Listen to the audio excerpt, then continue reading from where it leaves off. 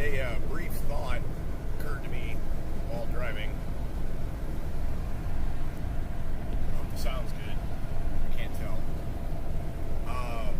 Shout out to my new subscriber, co-worker. In previous videos and over the years, discussion has been had on higher dimensions and what that means, how to think of it. And I just had a really interesting way of thinking about it pop into my head. So here I am. So I just did these 3 videos of virtual ritual. And as far as I can tell, what it basically amounts to is I've constructed a ward against a certain type of bad news, insofar as it's not my concern until a certain point, and up until that point, anybody that tries to bring it to me is just trying to cause drama or is being manipulated into trying to bring me back around. So this ward basically protects me against having to deal with that shit. And the promise that I made to burn down the life of anyone that, having been warned, does it anyway. And that doesn't mean I will personally do anything. It just means that I now have a nice healthy ward in place.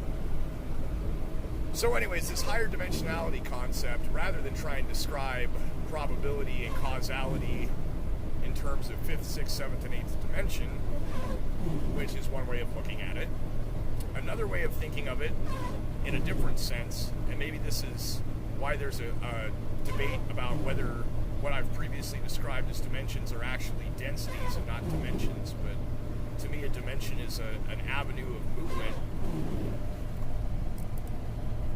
An avenue of movement that is, if you have a 2-dimensional plane, you have, across X plus and minus is one avenue, and across Y plus and minus is one avenue. So then 3 dimensions across Z plus and minus. Okay, so then when you get to the 4th dimension, across time plus and minus, right? So X, Y, Z plus T. However, if there are multiple alternatives, then you have XYZ plus T times P, which is probability, the number of different possible options. That's a 5th dimension. But the 6th dimension is where you begin to be able to resolve specific paths and what you would consider insight or causal paths of least resistance, things like that. So that really, if you want to visualize that Pringle chip, as the PBS Space-Time Guide talked about it, how they have a video called "The Speed of Light is Not About Light." It's a very great explanation of why the speed of light is actually the speed of causality. And using that, there are a lot of implications on these magical concepts because they are all very causality related. So the thing is, most people don't think of it like that. They just think of it as you say the magic words and kapoof, magic spell happens. In order for it to work, there has to be some kind of function or principle behind it. A mechanism by which action takes place. Otherwise, you are literally miracling. And I don't think that's how that works. Everything else about the universe has got order and balance, symmetries or violations of symmetries with consequences, but it's systematic. And so for there to be in the midst of that, seriously just speak at the air and cause things to happen, I really don't think it works like that. So, higher dimensionality can also be thought of as like this, what they talk about folded up pocket dimensions. Take, for example, these 3 segments of videos that I just did over the last 2 days.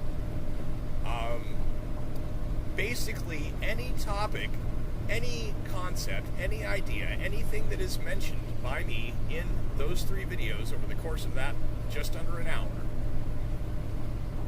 any of those things mentioned, talked about, shown, anything, could probably be expanded and expounded upon for hours. So if there's 50 things mentioned in an hour, there are 50 multiple hour explorations possible on any given topic within that. So technically, that space of time, that's not the right, that period, that duration, and the videos containing the events depicted in that duration, I should say, what is recorded, is itself higher dimensional, in the sense that any of the concepts or things mentioned in that could be expounded upon for hours. Any given thing, you could pause and go on a tangent, and then come back and continue. It's an excellent way to learn in some ways. It's hard. It's intensely difficult. That's why the esoteric stuff is so scary to people. Is it's really hard to figure out sometimes. It's not hard to understand. It's just hard to find what you're looking for sometimes.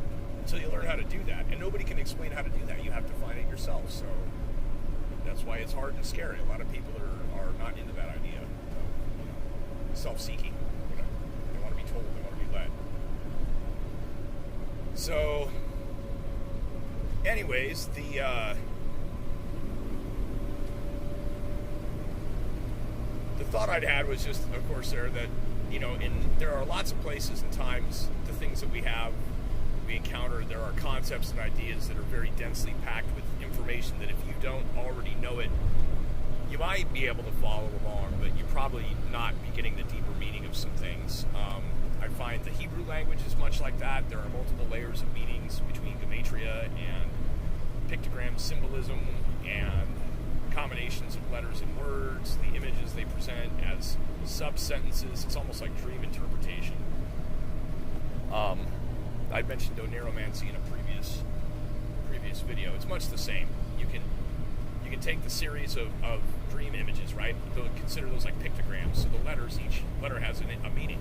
So then words contain hidden inner meanings based on what letters are used. And then on top of that, numeric combination, gematria, and yeah. So anyways, that's a higher dimensional thing in the same sense. Or maybe that's the densities. But anyways, when string theory talks about a 21 or 26 or 11 dimensional universe, what they're talking about is no more than 8 dimensions in space-time, causal plane of existence.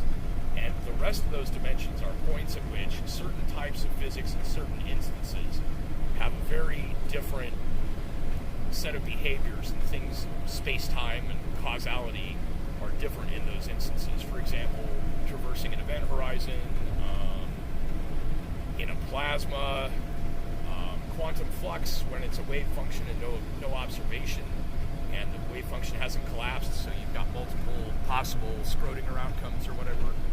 Those would be those similarly higher dimensional, but folded up, as they say. That is what that means. So if you ever hear people talk about higher dimensions exist, but they're folded up and hidden, it just means that there are times when certain specific